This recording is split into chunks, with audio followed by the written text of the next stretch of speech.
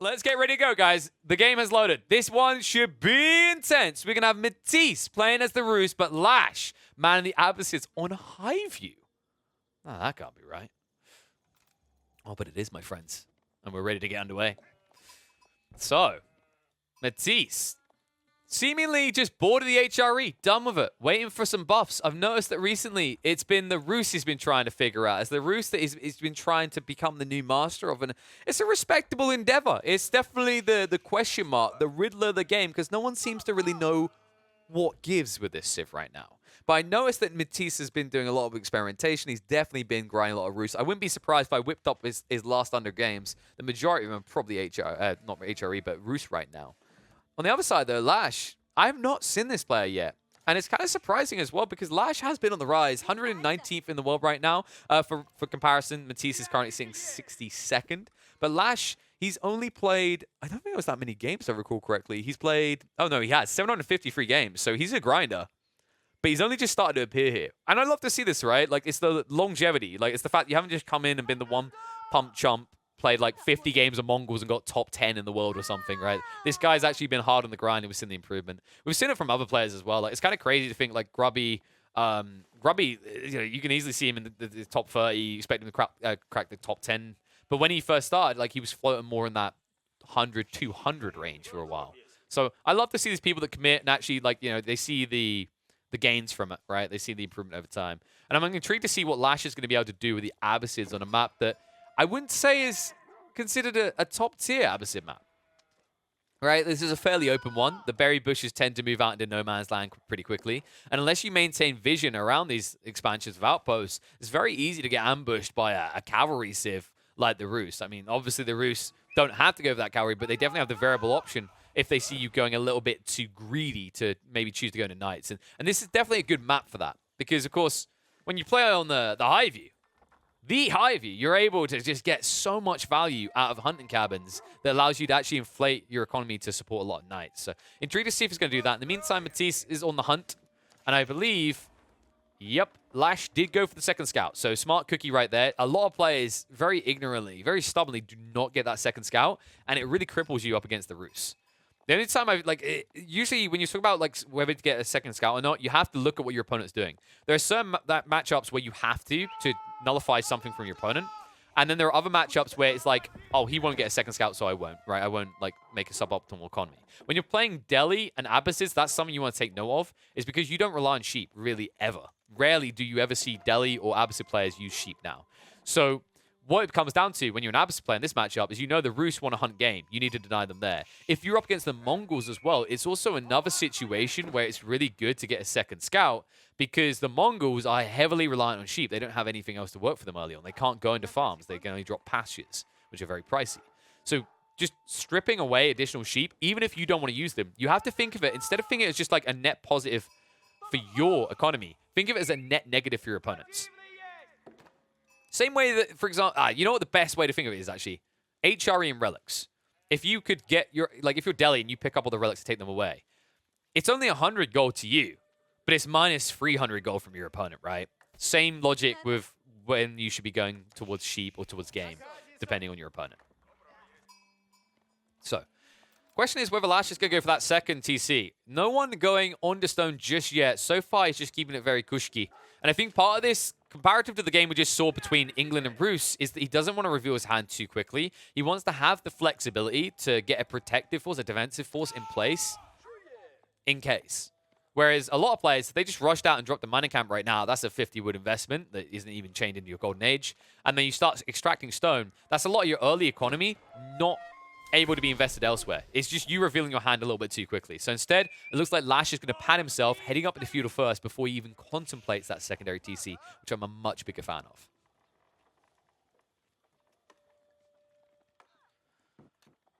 In the meantime, what is going to be the build? It's just going to be a defensive one. Matisse definitely getting big bang for buck with this wooden fortress. Between the two wooden lines, blocking out crossing between the central point, and then also ensuring that he'll be able to buff both of the wood clusters. This is a really nice placement.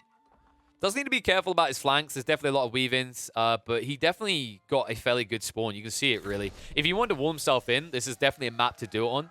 Not that you're likely to need to. Usually against the Abbasids, unless you immediately see them go for a stable, there's no concern they're going to rush you. Instead, Abassids tend to be quite a defensive civ in a lot of these matchups. And I don't think either one has gone for wheelbarrow yet, which is a surprising difference. Like, we've seen Roost players, especially just dodge building additional scouts to just instead go for wheelbarrow. Incredibly valuable tech, but neither side's seeing the value in it just yet. Surprising. There it is. I was about to say, surprising we haven't seen it yet for Lash. I think once you get past these initial berry bushes, that's when you want it, because then you've got a lot more travel time. When you're in the first two, the difference in walk isn't as harsh as once you arrive at this second bush line. And it is going to be stable. So Lash is going to look to get aggressive. And as I said, this is the type of map where Matisse can defend himself. But Matisse with the second TC instead. What is up? That I didn't see coming. I didn't even notice him on the stone. No, because he didn't go on it. He traded for it. He actually simply traded for it. And when you look at it, he can afford it because he got 370 bounty. This is so well played.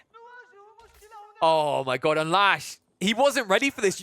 You wouldn't be ready for this. You think about the power of the Golden Gate, but it's not often you think about it for stone at this stage in the game, but so valuable. Saving 50 wood, not having to invest into a mining camp next to stone outcropping, and then just keeping that variable hidden at all times. Now Lash has a hard choice to make. Do I try and go tempo aggression, or do I now go into the stone, knowing I'm going to be behind at this stage and try to scale up? He will have the inherent advantage of fresh food stuff, discounting his villagers if he goes for a secondary TC, but there's no denying the fact that he's clearly going to be behind, and instead of going for that secondary TC, I think he's going to try to scale military.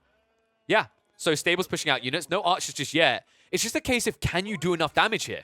Because the TC is definitely greedy from Matisse because he wanted to get onto that deer line, right? He wanted to not go for pro scouts while getting the benefits of your bounty system with gathering rates. And it does mean that you're kind of isolated from the primary base. The problem is, like, you're not really isolated, not from a strategic standpoint. You've got the wooden fortress holding this choke point here, a lot of easily wallable choke points to the east side, and then, of course, this TC basically blocks easy entrance into your main base on the western front. This is actually really well strategically played by Matisse.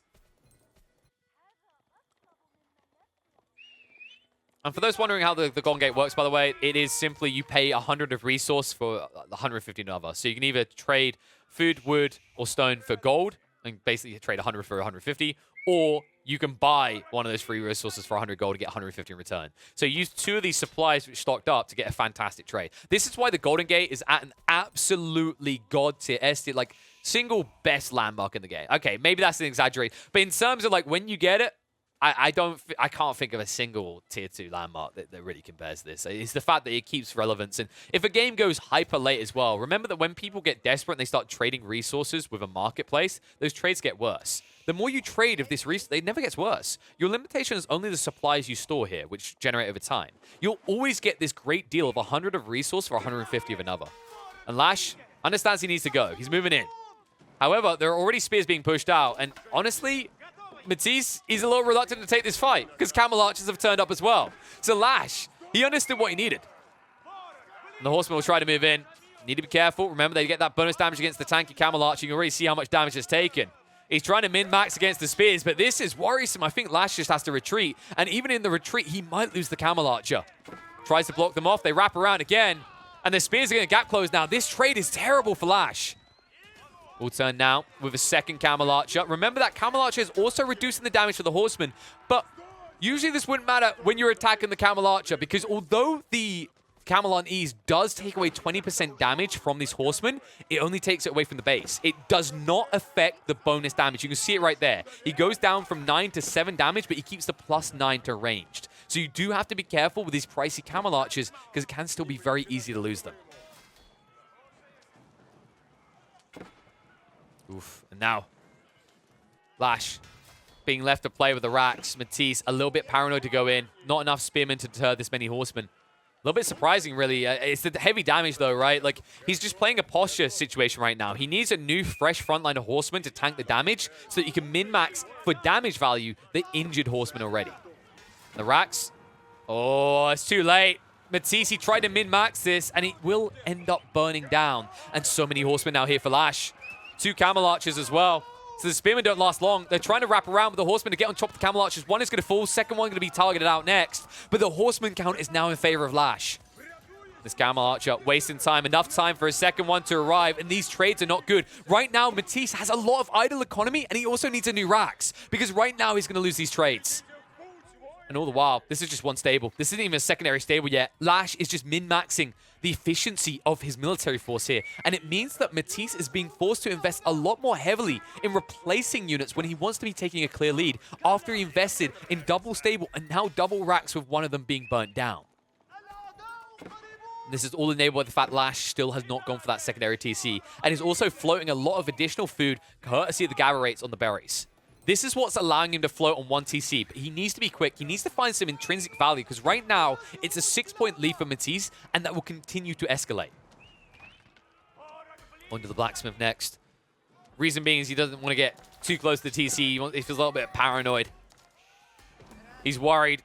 Maybe he gets the melee resistance because that's another thing that Lash hasn't gone for. No blacksmith himself, so he doesn't want that technological advantage to be going the way of the Roost player. And luckily, he will burn this down before Matisse is able to get any value out of that. In the meantime, Matisse, understanding that all this pressure being on the east side of his base means there's none on the west. He will go for the farm expansion now as he extracts value out of the deer. That frees up that space, and it is going to be padded and protected land. And this is where Lash, he's found the easy value, but now how does he find the big value? Because the rest of this feels somewhat protected by the TC. And there's a lot of horsemen building up. 10 now, moving in, 3 camel archers here. Spearmen moving through, getting their pokes up, but quickly falling. Villagers in the meantime continue to gather nearby the front line, knowing that the horsemen are healthy enough for the moment to hold back the Abbasid forces. The camel archers are quickly falling here, only one left alive. And the peel-off. Lash is not min-maxing the damage here. Instead, Matisse is going to get the weak ones away from the front line and try to peel them back. Buys a little bit of time to get some more villagers onto those berry lines. More importantly, buffers off the camel archer count so it's not insurmountable. And Lash, once again, riding in. Camel archer going to poke and prod. Remember, they have decent damage. 10 damage, you can see it coming into effect here. And right now, this does not look good for Lash. This count is not in his favor anymore. He just needs to retreat. If he turns around, he might get burned. He's been burnt anyway. The horsemen are all so weak. This was the thing. It was a posture play with so many heavy injuries into his line as well. He no longer has a clear edge over Matisse. And Matisse will now ride in onto the camel archer. One straggled on the side. Nowhere to run. He's going to fall quickly. They can turn around, deal with the second one. But instead, Matisse taking a suboptimal fight against the front line as it stands. We'll continue to push out the horsemen. They'll turn around to kill off the injured camel archer now. And remember, as we said, that bonus damage, you can't reduce it. So it's just a matter of time before Lash has to fall away, and you just have to wonder, like, where's the value? What's he doing? Where's the impactful, meaningful damage? Because while this is all happening, you have to remember that Matisse is still scaling economically. It's an 8-point lead right now, but now that he's continuing to get that breathing room, it's less likely he loses villagers and more likely that this transition to farmlands is going to be unhindered. Lash, he is teching up. There it is. Have to be careful. Sometimes you have to click to check because the UI goes a little bit fritzy right now. But he's going to have an edge there. Matisse, in the meantime, because he chose to diversify into farmlands, he himself is not ready for that tech up. And that's impressive. I mean, that shows you the power of Abbasid, folks. The fact that he's been able to float this much military force, camel archers as well, while also them being able to afford this tech up all on one TC. You have to give the lad credit. The question is, what does Matisse do next? Matisse is not that far off being able to tech up himself. And remember, his tech timing, unlike the Abbasids, is not locked in. He can zoom it forward in the blink of an eye.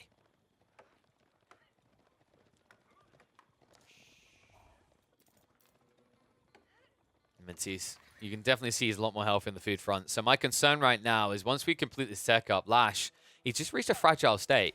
He's shifting to a new berry bush line. He needs to keep his opponent pinned in. This is why he was so focused on pushing as many horsemen to the front, by the way, is because once he forced Matisse to go into horsemen as well, he can't let Matisse out. Because instead of scaling his eco through multi-TCs, he's doing this, and this is exactly what Matisse strikes at.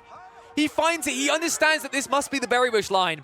It's the third one out, and he's going to catch him building up the outpost. Butchers one, maybe even 2 of the villagers.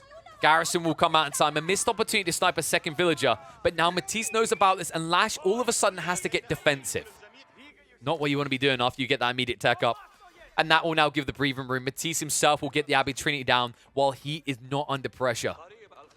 And this was kind of worst case situation for Lash. Really, he wanted to be postured, ready to siege in as soon as he got that tech up. The problem he has, however, and this is exactly why we don't tend to see heavy cavalry comps out of Abbasids, is because he only has camel archers and horsemen in the field. He has no way of building up mangonels, and thus no way of instantly sieging into his opponent's base. But now he will. Man-at-arms coming out. The problem, however, is still they have to get across the map. And that's the breathing room Matisse needed. You can see he's prepping his own racks. Tech up's going to be complete. And now, not only do you have to worry about the fact you haven't pinned him in anymore, he might raid your ecos, you also have to think about interception on these relics. There's a lot of variables now for Lash, and although he has this dynamic force of horsemen and camel archers, that's yesterday's force. Tomorrow's is meant to be man-at-arms. That means he's not going to be able to easily wiggle his way left and right and respond on all fronts if Matisse continues to heavily invest into horsemen and raiding forces such as horse archers. Horse archers less likely, by the way. We have to remember they did get nerfed in the ground, and also you're up against camel archers still for the moment. But I could still see him floating a bunch of horsemen, maybe even knights in the situation. I mean, there's a lot of value in cavalry for the Rus. It's just kind of mitigated by the Abbasid factor with the camel on ease. So you have to remember, for example, that when you're playing the Rus, you can get into the boys' fortitude to tank your units up. Later on, you can also get into the sabers for your knights when you get into Imperial Age. Then, of course, the horse archers bounce up really hard in Imperial as well with the amount of precision. But overall, like, if you're going heavy cavalry comp, I think you're losing this game just because of camels.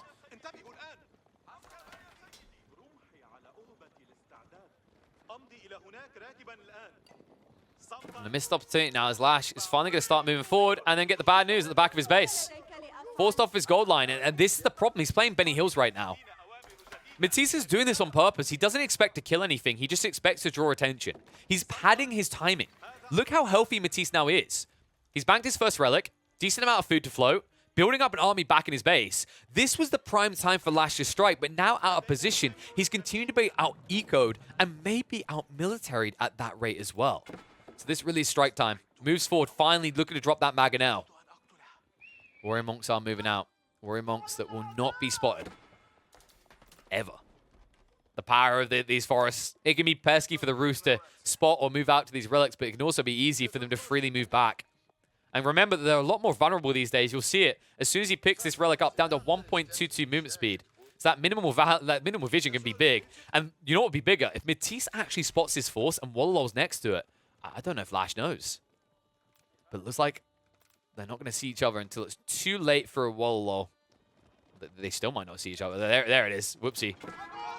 Matisse is definitely going to lose this poor little Warrior Monk. If only he had a scout nearby, that might have been a critical Wololol. That might have been the big boy Wololol that we'd never get to see. But instead, now double Mangonel. Lash will move in. Man-at-arms on patrol. Will be able to move away. And Siege Workshop put down already by Matisse. He understood what was coming. He'll shift the villager line entirely away to the new wooden line on the left side. That means this battlefield will not include civilian casualties for the moment. Second relic coming in will be able to be banked easily by Matisse. And he's only got a small group of villagers here, so not much exposed initially unless you move directly past the landmark, which could be a little bit risky. Matisse will bank that second relic, peel away just quick enough that he won't be punished. Mangonel now coming out, and look at the cluster from Lash. Needs to be careful. A lot of spearmen here, which means a lot of targets for rocks falling from the sky. Horsemen wrapping around, looking for the wrap in onto the Mangonels. Not going to be able to find it, though. Instead, going on the camel archers. A fight's going to ensue. Man-at-arms moving in. The cluster on both sides. Double Mangonel gives Lash the clear advantage, and the horsemen move across onto Matisse's one siege weapon, able to burst it down with no protection there for it. And stuck in these choke points that are sometimes such a natural defense are proving a natural kryptonite for Matisse. But the wraparound is there. The horsemen get in. Both Mangonels are down. And now it turns to a mighty cluster truck. One that Matisse will have the home field advantage in. And that means that Lash is just a matter of min-maxing. What can I kill before I die myself? Because there's no way he's going to be able to deal a killing blow just yet. And all the while, Matisse did not stop. He was getting more relics. A decent amount of troops left over. Lash could try to deny this. Wololol's going to come out. And Matisse, I think he misplayed that. If anything, he needed Wololol earlier or push it inside the Abbey of Trinity. Not really getting any value at all. But with the man-at-arms pushing out now, it's just spears left from Lash. He will be buffered away. And now he needs to be a little bit careful, a little bit concerned, because Lash now matched on the military count, but Matisse, yeah, he could continue to just invest in the cavalry, and yeah, he is. He's going for the veteran horseman, and we know what that means, folks. That means pocket ecos are about to be vulnerable, and Lash definitely has plenty of them. You can see he's played on the berry bush line, onto the hunt at the back as well. And I wouldn't be surprised if he was contemplating moving out to the center. This is the funky thing about these type of games. When you take an early lead, you get a little bit confident, and you stretch your economy. If you ever fall behind, all of a sudden you have to just count your chickens because you might find yourself exposed on several counts.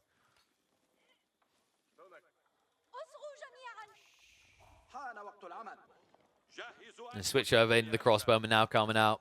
Matisse looking for more room to bank these relics. Definitely got a lot of passive gold going his way. You see on the income side, they're fairly similar on the food. Lash taking a slight edge there for the moment.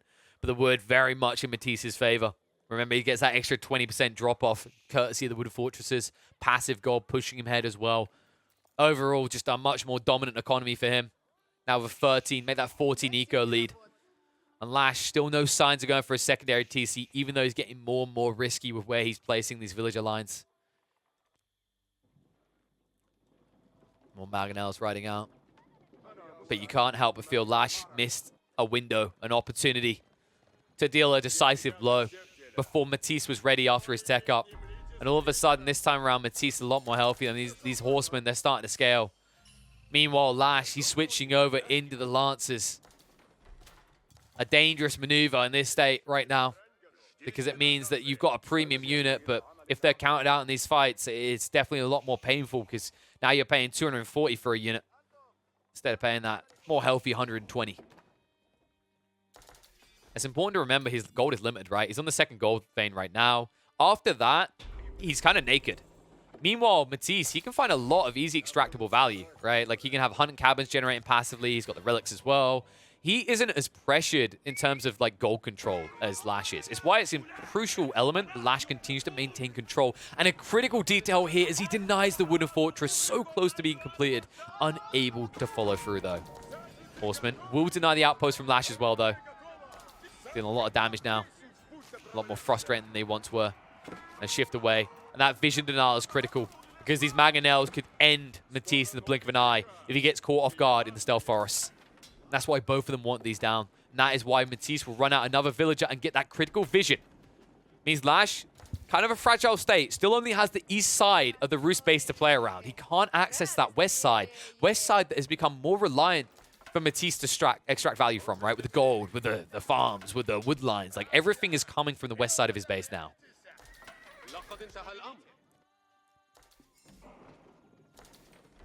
Meantime, another villager coming out from Lash to complete that outpost, to keep that vision control. Spearwood upgrade might allow for a little bit of interception time and time again for Matisse. Remember, these outposts are naturally more defensible for the Roost. More garrison points, extra health as well. Means that they can take a lot more of a beating.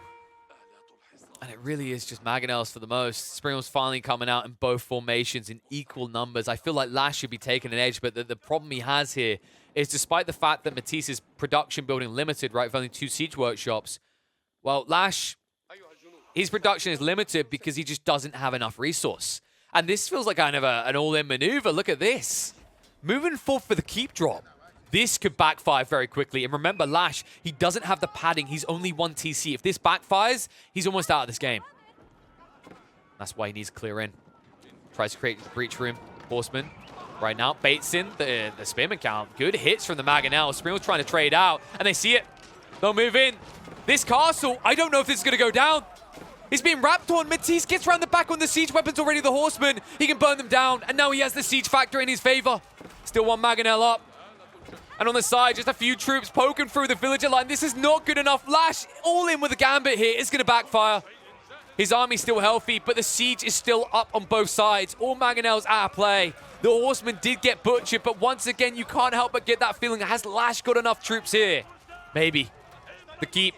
He wasn't able to follow through. The man-at-arms will just try and dish out the remaining damage. Not many villagers left, but maybe enough to get this complete. Lash will be able to get it down. But it was hard fought for. A lot of troops lost. Lash still superior on the crossbow count. Will move in now onto the Springles. Springles that did not snipe out the villagers. Instead, standing their ground trying to deal with the crossbows. It means that the keep, which should not have been complete, will go down for Lash. And now he has a foothold right in Matisse's base. The question is, how does he stick that foot right up Matisse's ass? We'll have to find out. He's definitely going to have to be quick. Matisse doubling down with the racks.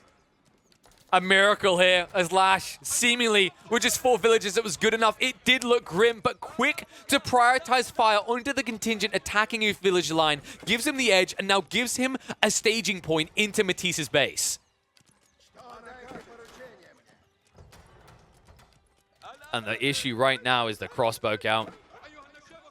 And the fact that Matisse is doubling down on the racks is not a good sign here.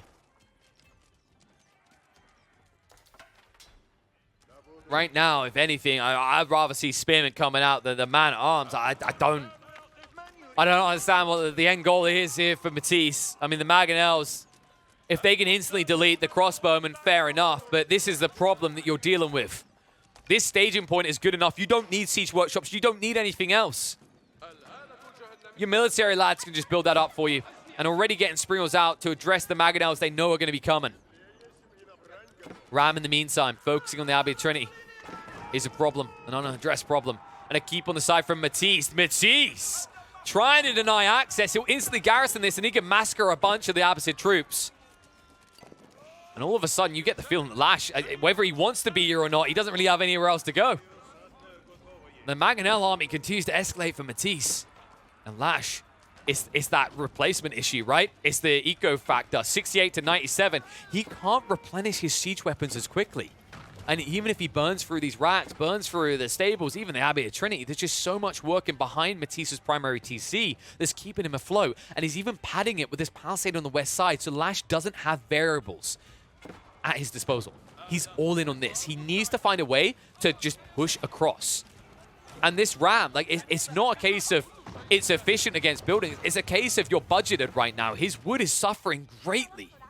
And it's something that he needs to address fast. And Matisse, you can see it. He's going to wrap from the south into the east. He's going to try and pinch Lash.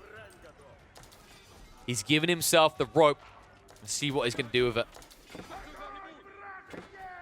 The vision factor has not been addressed by Matisse. He will try to get through the outpost now. So many Mangonels here. And Lash, quick to back away. It means the keep is going to be sacrificed. It got some decent value. Does he take this fight? It could be a mistake. He doesn't have the siege weapons right now. The Springles aren't in position. Matisse rolling up, packing them up now. Mangonels are moving forward. Good hits to be had here. If they see their targets, they do. Start to step across. Dodges it out from Lash. Lash not out of the woods just yet, though. And it's about to get bad. This retreat's too predictable. The Mangonels are butchering. The Springle count is not good enough to get through this many siege weapons. And the Springles are there for Matisse to counter out the units that Lash has on the front. Horsemen in. Underneath the keep, they just don't care.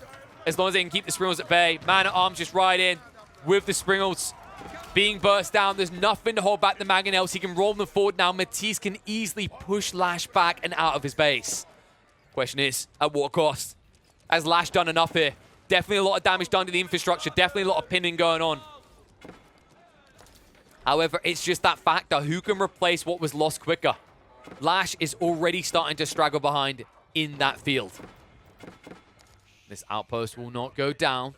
Nice denial coming out there from Matisse. His farmlands were being exposed. His villagers are AFK. This contingent hasn't been addressed. However, the damage feels superficial. A few villagers lost here or there, but it's still a double TC versus a 1 TC. I will repeat that for you folks. 28 minutes into the game, the Abbasids are still only 1 TC. You don't get to say that often.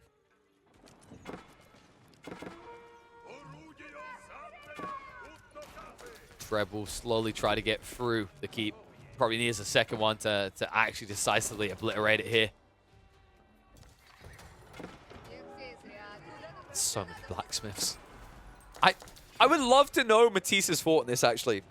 Because this is a lot of blacksmiths for very little tech.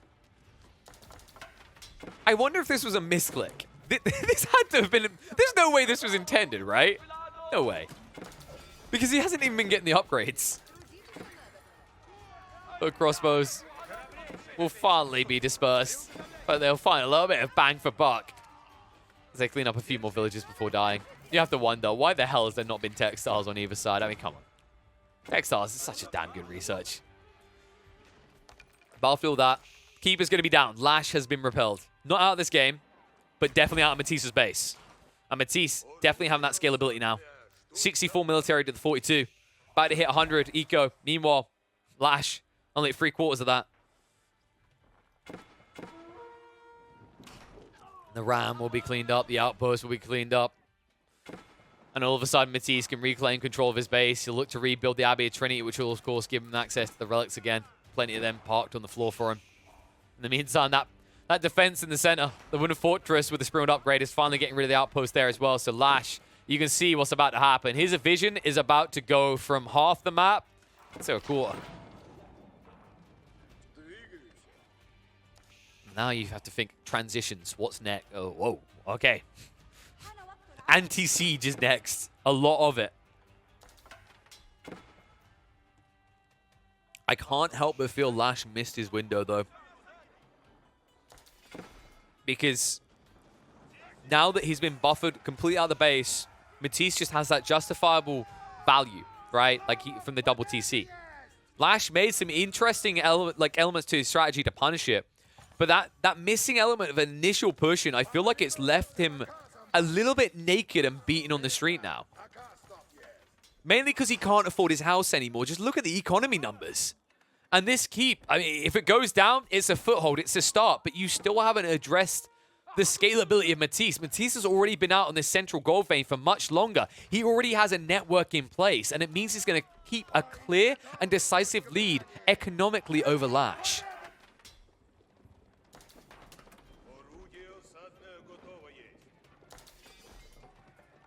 Treb's now moving out. And look what they've spotted. An easy target, an incompleted keep. There'll be a shift across. Springald's moving forward.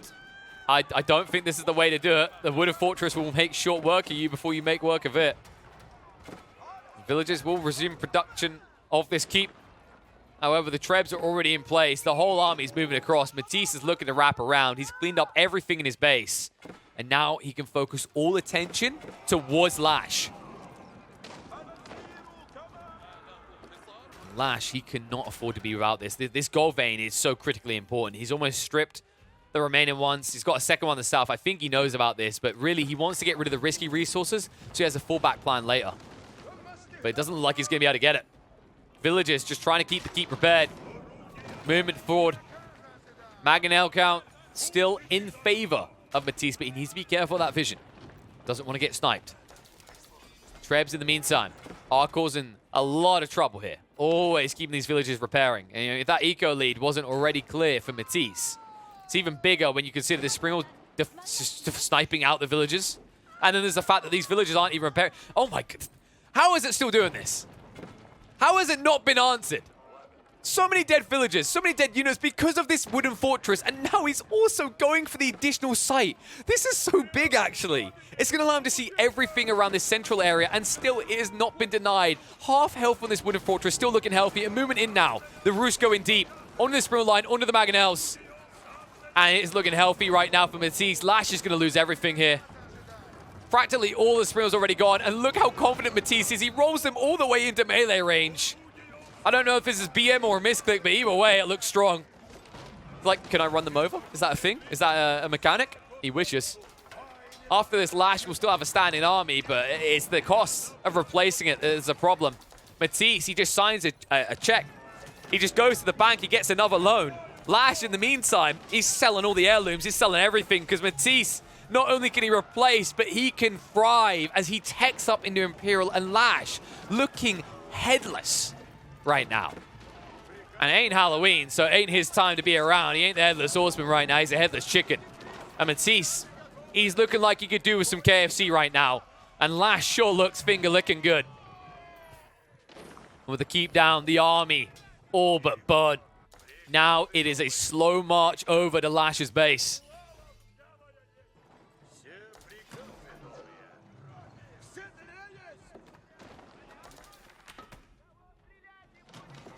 Ford network going to fall again. Villagers just trying to get their value. The problem is these throwaway villages. Whew, great eco number.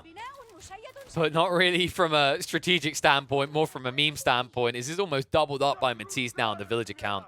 This is the thing. He can't afford to keep throwing villagers away like this, but they can't run back anymore. And at no stage did Lash go, maybe I need a second TC. Maybe I need that recovery point. I mean, fresh food stuff makes it cheap as well. No, he just stubbornly said, one TC is all I need. And Matisse, I mean, ironically, out-TCing the Abbasids as the Rus really is the difference maker here.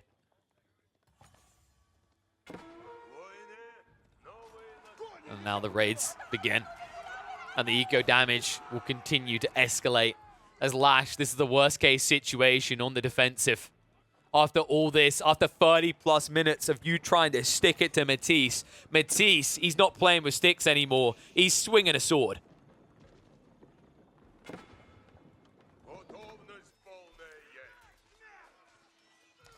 And even the gold line's now potentially exposed. I mean, if you cut Lash off there, he can't get the anti-siege anymore. He's struggling to replace it already. I mean, look at the count. And remember, Matisse has a clear and emphatic lead now.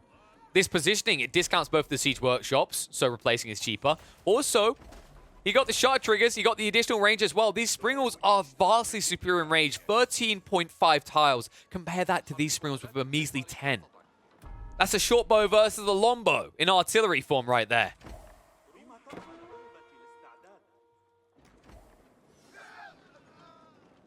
Oh my god, I'm surprised. Like Lash, what is the plan? You're not second up, that's for sure. There's no way in hell. Stubbornly refusing to give up, but yeah, you get that feeling that this has been done for a few minutes now. The gold hats are coming out as well. The elite man-at-arms are there. No gold hats for the spearmen just yet, but as you reach those elite statuses, I mean, Lash, while your opponent is elite, you're just going to be yeeted right out of this game. Oh, the vision factor. I mean, this is just going to be the... I think this just might be what breaks the horse's back here. Initial vision is good. Roll in from Matisse. He doesn't see his opponent just yet. Lash just about got eyeballs on him, courtesy of the scout. Scout MVB for the moment. Trying to get rid of those mags. But now it's Streltsy. The boys got their little hand cannons. They got their Bardishas and they're ready to Bardoosh Lash out of this game. And now they have the vision. Wooden Fortress up. Right in. And Lash, no answer.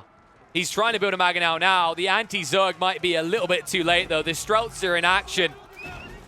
And class is in session, and it will be a lesson in how to beat down Lash. Moving in under the one Maganel he has, nothing left. And Lash unable to lash out here. Instead, he's going to have to lash out at his keyboard and monitor, maybe break a few things in his room, because there's no way he'll break Matisse here.